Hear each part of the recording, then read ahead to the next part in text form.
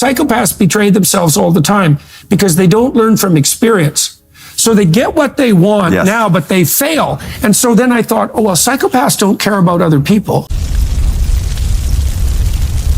I studied psychopaths for a long time. And you think of psychopaths as selfish, right? Self-centered. But it's weird because psychopaths betray themselves all the time because they don't learn from experience.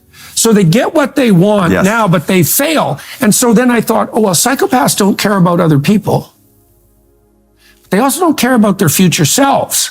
Then I thought, oh, that's the same thing. They don't learn from remorse because they don't have remorse. They don't. Well, they certainly don't have remorse. The dark triads, or you like to talk about dark tetrads when you bring in sadism, of course. But the characteristic of people above average in psychopathy is a lack of remorse. And a lack of remorse is an inability to learn.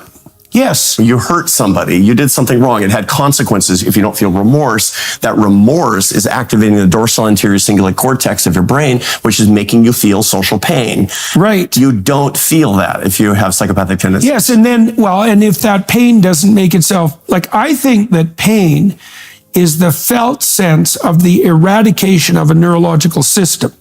So, like, imagine that a system emerges in this Darwinian sense to dominate. So now you're under its sway. Okay, now it has a goal in mind, and when it makes itself manifest, it fails. Okay, the consequence of that failure should be the destruction of that system. I think that felt pain is the psychological consequence of the death of a system that failed to meet its goals. Now, it's going to struggle and fight to maintain itself even in the face of failure, right? Which is why it's hard to get rid of a bad habit, for example. It's a living thing. It's not going to give up without a struggle. But the corollary of that would be approximately equivalent to what you just said. There's no learning because there's no remorse, because there's no difference between remorse and learning. The first stage of learning is, oops, I was wrong. That has to go. That's a sacrificial offering too, right? That part of me has to go. And it's going, no, I want to live. And fair enough. And sometimes, like, if you're really poorly oriented in your life and you fail cataclysmically, an awful lot of you has to go. You know, when this gets back to your wife talking about gratitude, by the way. Because the same thing. It's the prefrontal cortex saying, no. You limbic system evolved to feel resentment. That's maladaptive. Yes. And I have decided to reprogram the limbic system, which tends toward resentment, and I'm going to reprogram it toward. It's the same basic pattern. This is self-management. This is the essence of self-leadership.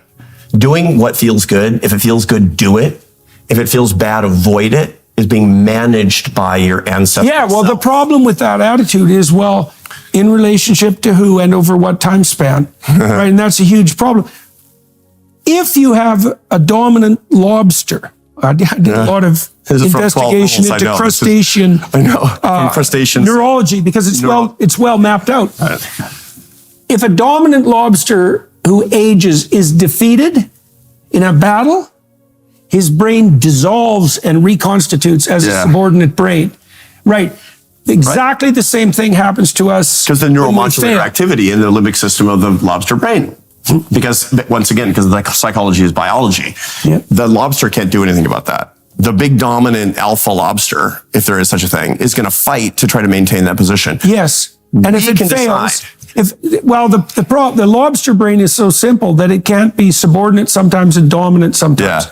So it's either victor or not. And when it loses, the victor brain is no good. So it has to go. And so it dissolves. We can make decisions, and that's the divine in us. That's the difference. And this is the essence of being fully human and fully alive. St. Irenaeus said, the glory of God is a man fully alive. What does it mean to be a man fully alive? It is managing your limbic system. It is not deciding that your level of affect that you have today is going to actually be the determining factor in how you treat other people.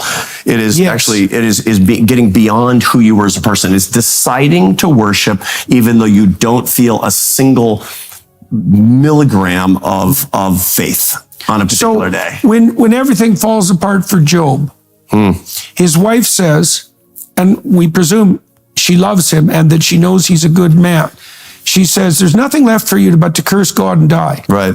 And she means it. Yeah. And his attitude is, no matter what's happening to me right now, no matter the depth of my suffering, I refuse to lose faith in my central goodness, and I refuse to lose faith in the essential goodness of being and becoming itself. And that is a decision, right? It's a decision.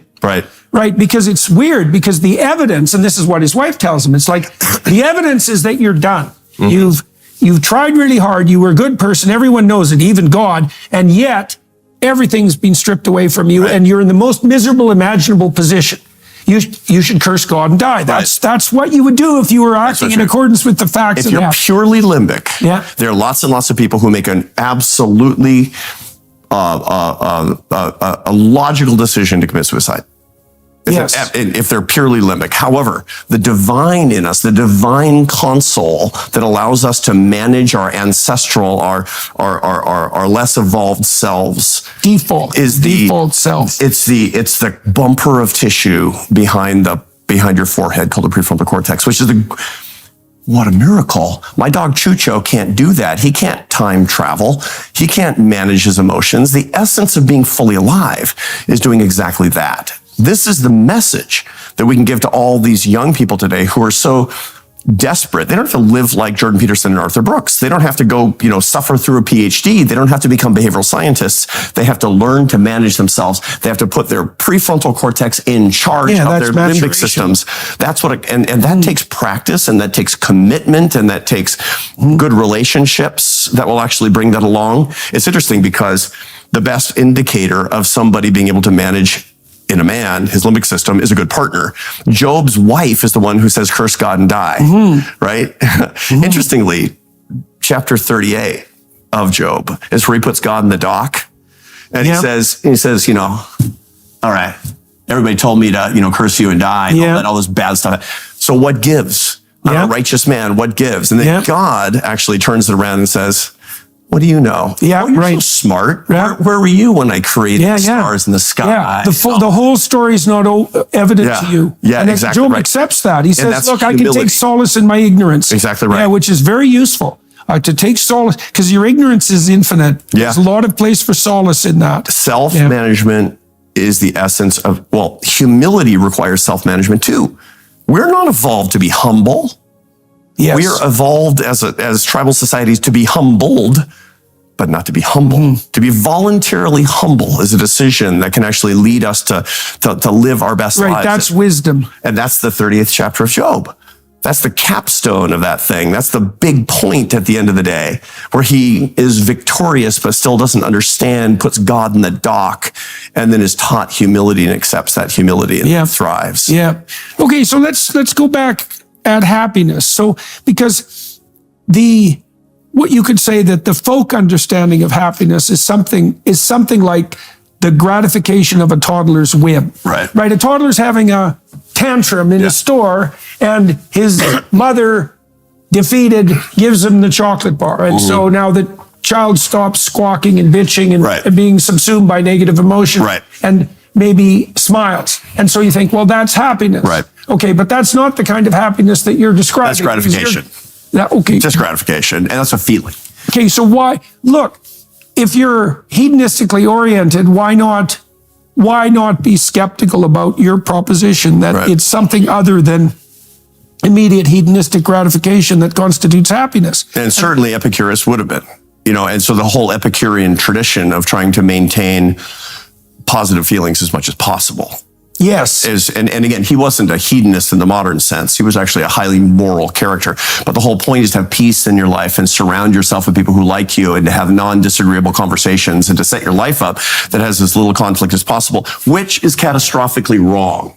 Because unless you have sanctified suffering in your life, you will not become strong, you will not learn, you will not grow, and you'll make no progress on your life. Well, you also won't be able to withstand suffering when it comes. Which is inevitable. It will. It's like my students ask me, so professor, are you saying I need to go look for suffering? I say, don't worry. No, we'll find you. Yeah, right. You don't need to look for it.